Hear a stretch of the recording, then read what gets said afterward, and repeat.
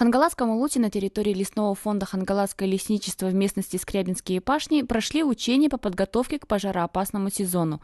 Комплексная тренировка была проведена специализированными учреждениями Департамента по лесным отношениям республики с участием подразделения Главного управления МЧС России по республике и добровольных пожарных формирований Хангаласского района. Согласно плану подготовки к пожароопасному сезону 2015 года, совместно с Министерством чрезвычайных ситуаций, Министерством охраны природы, Департаментом охотобщества и Департаментом лесного хозяйства проводится учение по ликвидации условного лесного пожара. Согласно легенде учений, в диспетчерскую службу Хангаласского Улуса поступило сообщение от водителей о наблюдении задымленности и сильного запаха гари вдоль автодороги республиканского значения Якутск-Бестях, примыкающей к административной территории микрорайона Кылбастах. Пожар произошел из-за несанкционированного сельхозпала. Увидел дым на западной стороне от дороги Умнас. Это микрорайон Кылбастах, города Покровск. Оперативный штаб Хангаласского лесничества, согласно плану тушения лесных пожаров, направил к месту возгорания наземную службу патрульно-химической станции второго типа Хангаласского филиала Якутлесресурс.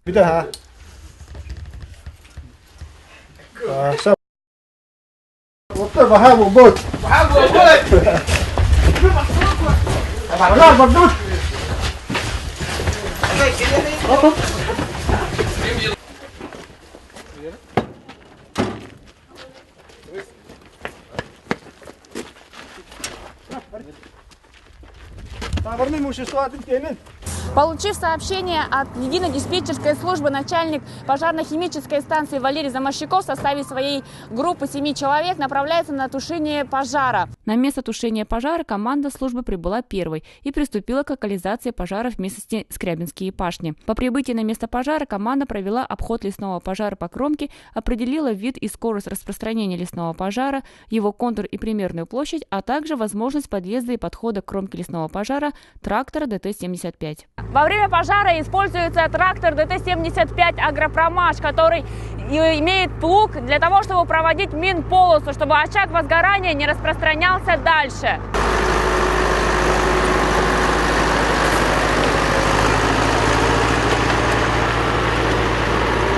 Также на тушение условного крупного пожара были привлечены силы и средства Якутской пожарно-химической станции третьего типа, авиалесохраны, муниципальных образований города Покровск и Немигюнский наслег, отряда Государственной противопожарной службы республики по Хангаласскому району и службы спасения Якутии. Сотрудники авиалесохраны во время тушения пожаров в лесу используют вот такой вот инструмент, который называется ранцево-лесной опрыскиватель. Он наполнен водой на 20 литров. И очень хорошо тушит пожар. Стоит отметить, что подобные учения по подготовке к пожароопасному сезону в Якутии в последнее время проводятся ежегодно, но таких крупных комплексных учений с применением системы межрайонного маневрирования еще не было. В первую очередь важно отработать вопросы взаимодействия всех органов управления, начиная с региональной диспетчерской службы лесного хозяйства и заканчивая лесничеством и комиссии по предупреждению и ликвидации чрезвычайных ситуаций, в том числе Центр управления в кризисных ситуациях. Каждый должен понимать, чем занимается, взаимодействовать, и все эти вопросы в ходе таких учений они отлаживаются, оттачиваются. Для защиты населенного пункта прибыла группа применения беспилотной авиации службы спасения Якутии, которые провели мониторинг обстановки с воздуха. Все оперативные данные с беспилотника передавались в штаб для лучшей координации действий всех сил и средств. У нас представлен тут беспилотник зала 421 16ЕМ модель. Сама система как беспилотник летает, запускается с катапульта резиновой. И тут оператор сидит и наблюдает. Уже тут установлена камера и тепловизор, и будем наблюдать сверху уже. При подобных ситуациях она необходима для того, чтобы для быстрого среагирования приехать на место пожара и сразу запустить и посмотреть обстановку. И для экономии средств на вертолет, допустим. Как оказалось, подобные учения с использованием вертолетов применялись в прошлом году в районе Якутска. В этом году из-за ограниченных финансовых средств от воздушных сил пришлось отказаться. Также и место учений было выбрано не зря. Скрябинские пашни находятся невдалеке от населенной местности и есть возможность использовать именно наземную службу. В прошлом году у нас было это в районе города Якутска. Мы в прошлом году использовали силы и спуска вертолета. Но сегодня у нас средства ограничены, поэтому мы будем использовать только Ан-2 и беспилотник. Но если, конечно, если отдаленные местности были бы, тогда мы бы могли только задействовать силы, воздушные силы, так скажем, воздушные суда, вертолеты, самолеты, но это, конечно, очень затратно. Поэтому мы пока воздерживаемся проведения таких учений, только с самолетами и так далее. У нас практически, если взять, и не хватает средств на наземной службы, не хватает, это вездеходной техники и так далее, поэтому сложности организации тушения есть, но все зависит от объема финансирования. По поводу объемов финансирования ЕСЯ рассказал прибывший на учение первый заместитель председателя правительства республики Петр Алексеев.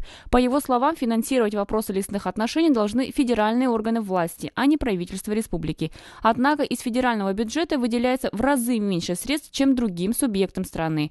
Поэтому республика вынуждена своими силами покрывать недостающие финансирование. Исполнение полномочий по лесным отношениям – это федеральные полномочия.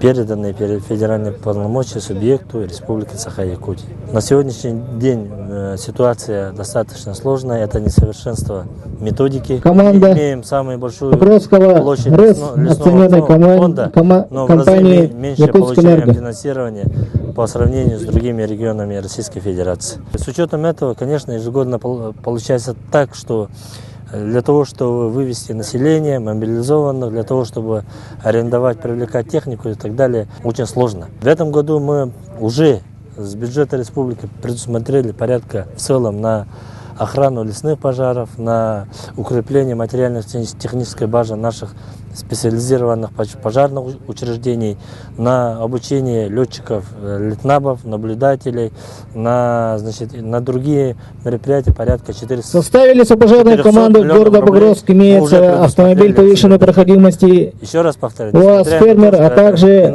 трактор МТЗ. Подготовка у нас идет, плановая подготовка, все мероприятия проведены. Думаю, что республика готова к пожароопасному периоду. Благодаря слаженной и организованной работе всех участников тренировки условный лесной пожар был ликвидирован в кратчайшие сроки. На подведении итогов учений наблюдатели сообщили, что все нормативные сроки группами были соблюдены, меры по тушению пожара приняты своевременно. Как известно, в прошлом году республика полыхала от лесных пожаров. Более 1 миллиона гектаров земли было охвачено огнем. Для локализации возгораний из республиканского и федерального бюджета было направлено более миллиарда рублей. Чтобы избежать подобных ситуаций и сэкономить бюджет, проводятся такие профилактические учения. Надежда Ефимова, Николай Необутов. Специально для ЕСЯ.